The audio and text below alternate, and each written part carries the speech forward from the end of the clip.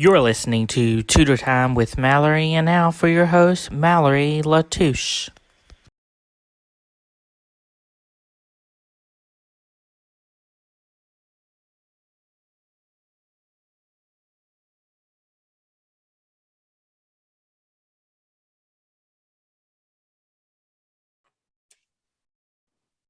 And welcome back to Tutor Time with Mallory. Today I had the honor of interviewing Dr. Patricia Pfeifer. How are you doing today, Doctor? I'm good. Hope you are, young lady. I'm doing good. How did you know you wanted to go into the education system? Well, to be 100% honest with you, I didn't directly know I wanted to go into the education system. You know, I graduated from Wayne Community College with my associate degree in applied science as an associate degree nurse. So I was a registered nurse. And I worked for 6 years in labor and delivery.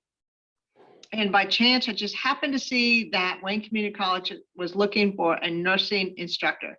So I filled out the application, and I was fortunate to get that position. So I began teaching here at the college in 1994 and realized the impact that I could have as a nursing instructor. You know, when I was working in the hospital, I had a direct impact on the patients that I took care of and the families, the mother baby couplets that I took care of, and the education of the new parents, how to take care of the newborn and how to take care of themselves after delivery. But I realized when I became a nursing instructor, you know, what I taught my students, they could carry forth and have a direct impact that was much bigger and much broader than what I did myself as a nurse. So I'm very fortunate to have gotten this position at Wayne, because it really has been a catalyst to where I am today. What was it like receiving your master's degree in administration at Central Michigan University in May of 1999? Well, you know, at that time, I was married to a military gentleman, and my husband that I have now, and we were living on base, and Central Michigan actually had an outreach program. So they would bring professors in from Central Michigan itself or other universities across the nation on a weekend basis. So we went to school face to face every Saturday and Sunday, every other week, and had our instruction and went from there. So it was a very unique program, very much geared to military affiliated individuals and military affiliated family members. So did it right here at Seymour Johnson Air Force Base, and that degree is in administration. So again, very helpful to the position I'm in today. What was it like receiving your Master's of Science in Nursing at East Carolina University in July of 2007? Well, you know, I pursued a second master's because at that time I was a nursing instructor, and I knew if I was going to move into a department chair position, I needed a master's in nursing. Because we were a nationally accredited program, it is required that the department chair for nursing be or have a master's in nursing. So I went back to school at East Carolina. I also got my bachelor's at East Carolina, but that program was almost 100% online. So it was very different than my master's from Central Michigan, very different format. So I got to utilize the virtual setting and do it that way. We had a couple of face-to-face meetings, but they were very, very short. So it was very rewarding. That master's of nursing is in nursing education. So I used it to directly impact and enhance my teaching abilities as a nursing instructor, but also it gave me the opportunity to be qualified to move into a nursing department chair role. What was it like receiving your doctorate of education in adult learning at Walden University in 2015? You know, that was probably a very challenging program. You know, a doctorate is an intense program. That entire program for me, the concentration was in higher education and adult learning. I actually started that in what we call a cohort model. So there was about 10 or 12 of us that all started the program at one time. And I think we probably about half of us finished that program in approximately a 4-year period of time. A lot of upfront classwork, probably about 2 years of upfront classwork, and then the rest of the time was spent working on our doctoral project, or some would say a dissertation, and required a lot of independence, a lot of personal perseverance to get that done. But I'm very fortunate that I was able to finish that, and I do believe that it also has had an impact in the path that I've taken at the community college. What was your experience like serving in the U.S. Army as an airborne parachute rigger from June 1982 to June 1988? Well, Mallory, let me tell you that story. So when I left high school, I went to a semester of college at the Indiana University of Pennsylvania. And to be 100% honest with you, I didn't do very well that semester, but I was in ROTC. And let me tell you why I didn't, because I was in a great big university. I was in a chemistry class that probably had 300 plus people in the lecture hall. So did cell biology. And I got lost in chemistry and I just didn't continue. But I didn't drop the course because I didn't have a direct impact or a direct connection with an advisor. Very different than what we have at the community college. But like I said, I was in ROTC. I got an A in ROTC, but it was an airborne unit. So when I didn't do well and essentially quit going to college after one semester, I joined the Army and told them, I don't care what I do, I just want to jump out of perfectly good airplanes. And so next thing you know, I'm a parachute rigger, and riggers have to jump because we pack the parachutes that individuals use to jump. And be 100% honest with you, I am so proud of the time that I was able to serve in the military and serve our great nation. I had the opportunity to travel to some very interesting places. I was TDY to Panama to support the 2nd and 75th Ranger Battalion when they went to jungle training. I got to jump into Hawaii one time, again supporting the 2nd and 75th out of Fort Lewis, Washington. I got to go to Korea and live in Korea for a while. So I enjoyed the time I served in the military. I'm very, very proud of having wore the uniform. And a lot of people don't know that, yeah, I was jumped out of perfectly good airplanes for 6 years. How was the transition like from serving in the military to going into the education system on a high level? You know, the military teaches a lot of self-discipline. And I think education is very much the same. You know, people do what people do because they have a desire to do something. You know, students come to us because they have a desire to improve their life or do something different with their career. And I think that kind of parallels that. I actually, when I left 3 years active duty, I went 3 years as a reservist. And it was during that reserve time that I actually came to Wayne Community College, because like I told you, I left high school, did one semester in college, and then essentially quit. But I really realized I really needed an education. So Wayne Community College was there for me while I was in the reserves at Fort Bragg. And then I worked for a while in nursing. And then I came back, as I shared with you, as a nursing instructor. And as they say, the rest is history from there. So it was a relatively smooth transition. I will say it was, you know, in the military, you know, you do things because other people tell you to do things. You've got sergeants and, different ranks, your officers and all that kind of stuff.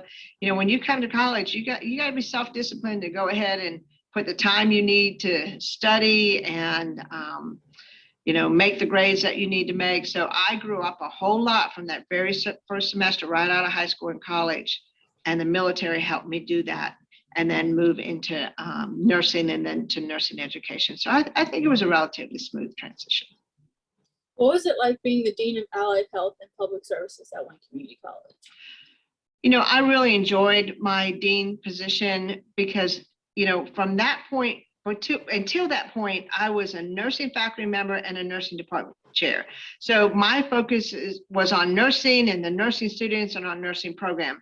But when I became a dean, not only did I oversee the nursing program, I also had the other allied health programs like our dental assisting, our dental hygiene program. We started a pharmacy technology program while I was dean. We started a medical laboratory technology program while I was dean. We already had a medical assisting program, but I also got to see some other programs on campus. So we had public services programs like early childhood education. Prior to becoming the dean, I didn't have much knowledge on early childhood education, and being a mother, of course, I knew it was very, very important, but educating those who educate our youngest students on campus, because we do have infants and toddlers in our child care center on campus. But I also got to see human services and that associate degree. So it gave me a much broader perspective of what we had on campus as the dean. What was it like being the vice president of academics and student services in May 2019 to August 2021? Well, just like when I was the dean, becoming the vice president gave me the opportunity. Now I had the opportunity to not only oversee that, allied health area and public services area. Now I had the opportunity to oversee all the divisions on campus, as well as our short-term training, or what we call workforce continuing education, as well as our transitional programs. Our transitional programs are programs where people who don't complete a high school diploma at the traditional way, like graduated from high school, but come back for our adult high school or equivalency program. And then I also had the opportunity to oversee student services. So student services are like admissions and counseling and financial aid. So everything that gets a student in the door until they graduate. They deal with all of that paperwork and all of that process to get a student into the college, as well as institutional effectiveness. So I had deal with our accreditation processes, all our data. So it was a very large role that we had on campus. And I learned a lot, and I got to see a lot, and I got to do a lot. And again, I think it just helped with my growth at the college. What was the transition like going from the interim president in July 2021 to being president in January 2022? Well, first and foremost, it is an absolute honor to have been selected by our board of trustees to be the leader of this fine institution. Wayne Community College has so much to offer the citizens of our county, as well as surrounding counties, programs that help individuals better their lives, provide income mobility, meaning make more money when they have some education under their belt, as well as provide for their families. It was relatively a seamless between interim to the official on January 1st. I take the responsibility, or the opportunity and the responsibility as president very seriously. I did as an interim, and I will continue to do that for the many years that I have the opportunity to serve this campus as the president. What are your roles and responsibilities as the president at Wayne Community College? Well, as president of the college, it's, absolutely, we've got to provide leadership to the entire campus as a whole. I'm ultimately responsible for all of the operations, all the administrative and managerial aspects of the campus, and responsible for just about a $50 million budget that it takes to run this place. But I am very fortunate that I have a very strong team that surrounds me and provides leadership for very specific areas on campus. And ultimately, I have the ultimate responsibility. How do you balance your family life and receiving 2 master's degrees and a doctorate? My children have always known the importance of education. I myself am a first-time or first-generation college student. My husband is a first-generation college student. So, my children have always known that their mother and their dad, it's important for us to receive our degrees, to advance, to have careers, and to move forward. I had a daughter one time that said, "Mom, you always have a book in your hand." And I probably always had a book in my hand. And if I wasn't doing it for my own education, I was grading students' papers or reading something to get ready for a lecture. So, understanding the importance of education in our family was very, very important. And for our children, education or college wasn't going to be an option. It was a choice that they were going to have to come and get to further their education. And both of our daughters have done that. So, you just have to learn how to balance, provide them the time that they need it, yet take some time to study and do the papers that I needed to do during my doctoral program. That was primarily after everybody else went to sleep, and then Sundays. So Sundays was my day Saturdays was my family's day. They could have all the time they wanted, but on Sundays, they knew that was my study day. Did going into the U.S. Army play any role in your decision-making in pursuing a career in education? I can't say directly that it had an impact on that decision. I will say, as I said earlier, it definitely provided me skills that I have transferred into education. When I always knew I wanted to do something in healthcare. So I was a pre-med major back at IUP. And then when I told you I didn't do so well at college and went to the military, while I was still serving, I still knew I wanted to do something in healthcare. And nursing was a logical choice for me. It was a really good choice for me because I really enjoyed being at the bedside and, helping mothers through the labor and delivery process, even helping mothers through sometimes when the outcome wasn't what they had expected that outcome to be. But being able to provide that care and compassion was very, very important. So maybe not necessarily a direct impact, but I will say when I decided to apply to be a nursing educator, I was working straight night shifts, 12-hour shifts, and I was ready for a change. I was ready to do something different that I didn't lose quite as much sleep as I was losing every week. What have been some of your accomplishments thus far as president of Wayne Community College? Okay. Well, while I was in the interim role, we actually signed 2 affiliation agreements with 2 different universities. One was with the University of Mount Olive, and it's called the UMO Promise. And basically, that affiliation agreement allows our students who graduate from our applied sciences programs.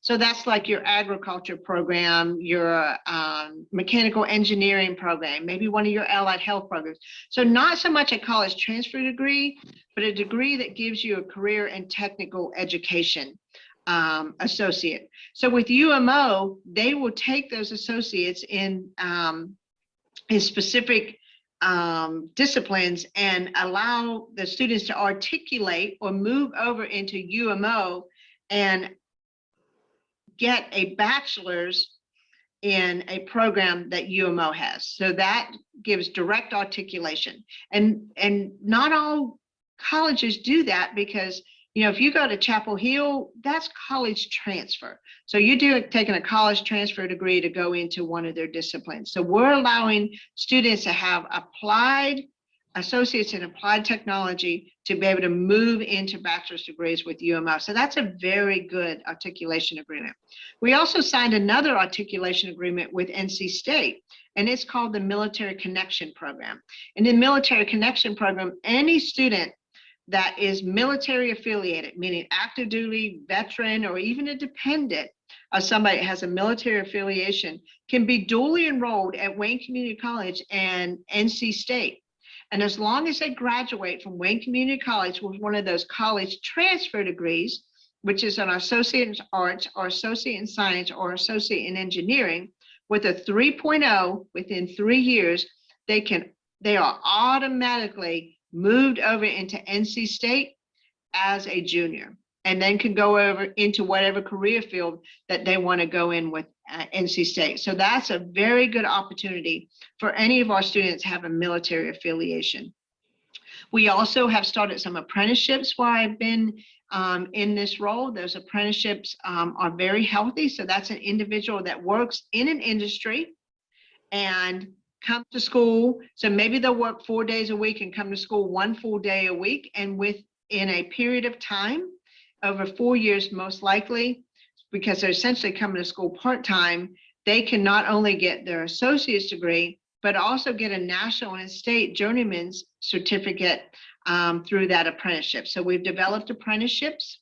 We have recently been named a bellwether finalist in our workforce development category, and we just came back from San Antonio. Although we didn't win the award, I still think we're a winner, and that was for our apprenticeships. And we have also been known as an Aspen Top 150. That is based on our data. So our retention data and our graduation data, and they really look at how we're doing with our students of color, Black and Hispanic and low income students. How healthy is our institution helping those students achieve the goals that they want to and complete programs and graduate from programs? So we'll compete for what's called the Aspen Prize. So they'll narrow the top 150 colleges, and we're one of the top 150s. But please note, there are over 1,000 community colleges in the nation. So we're in the top 150. They'll narrow that down to 10. We've had to submit some more data.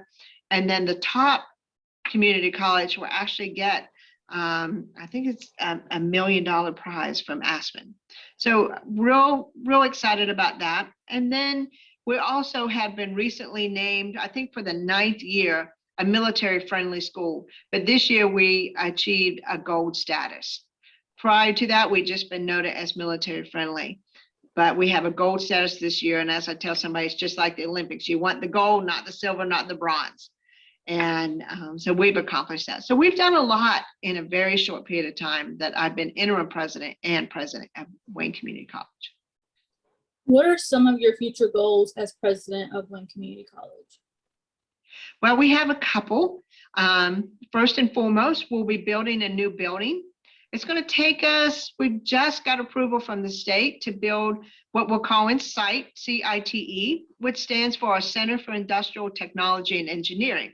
So all of our applied technology programs like HVAC, which is heating and air conditioning, or mechatronics, or mechanical engineering, or industrial systems, and those are people that learn how to do maintenance on big equipment, as well as our machining, will all move into a new building that hopefully that will open up in the fall of 2024. So we've got some work to do to get ready to break ground on that, but I'm hoping in the coming fall we'll be able to break ground on that. We are looking at expanding some of our short-term training programs. I share with you, as a vice president, we also had a workforce continuing education department. So individuals can come to Wayne Community College and maybe they don't want to go into a degree program or a diploma program, which it takes 1 year to 2 years, depending what they're doing. Maybe they just need to come and learn a skill, like our certified nursing assistants. They come to us for 1 semester. And when they leave us, they have the opportunity to sit for their certification and then work as a certified nursing assistant. Maybe somebody's a welder, and instead of taking a year-long welding, maybe they're already working as a welder and want to come in and take a specific type of welding. Maybe they do a lot of stick welding, but they want to learn another technique, and we call it MIG or TIG. They could come into us for maybe 8 weeks, learn that skill, take that back to where they're working, and again, income mobility. Maybe they'll make more money because they've learned that skill. So we do a lot of short-term training. My hope is that we expand some of that short-term training, that we modify some space, renovate some space on campus for that short-term training, because one of the goals of the community college is meet business and industry needs. They need skilled workers, and the community college is somebody that can provide those skilled workers. So we're really going to work hard on boosting that short-term training through workforce continuing education, as well as looking at, what programs do we need on the curriculum side, and how can we grow programs? How can we increase our enrollment in those programs? So we've got a lot of work ahead of us for sure. What notable awards have you received during your time at Wayne Community College?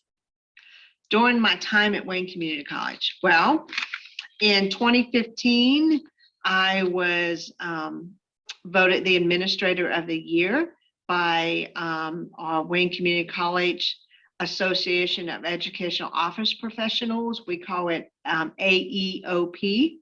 That allowed me to, they put my name forward for the District 12, because we sit in District 12, and I happen to be named the District 12 Administrator of the Year, and then I was a state finalist. In 2007, I was the college's George E. Wilson Excellence in Teaching Award winner. That was when I was a faculty member. Very proud of that, but it also allowed me to move forward, and I was a state finalist for that. I was a NISOD Excellence in Teaching Award winner. So there's been a variety of different awards that I have received, but honestly, that's all nice, but it's not about, the shiny plaques you put on the wall. And it's really about what difference that we can make as individuals at the community college and students' lives. Every day, I preach this every day. Every day we have an opportunity to change a student's life. And if that's the only award I get because we helped somebody change somebody's life, that's all that I need. What advice would you give future presidents looking to get started on the college or university level?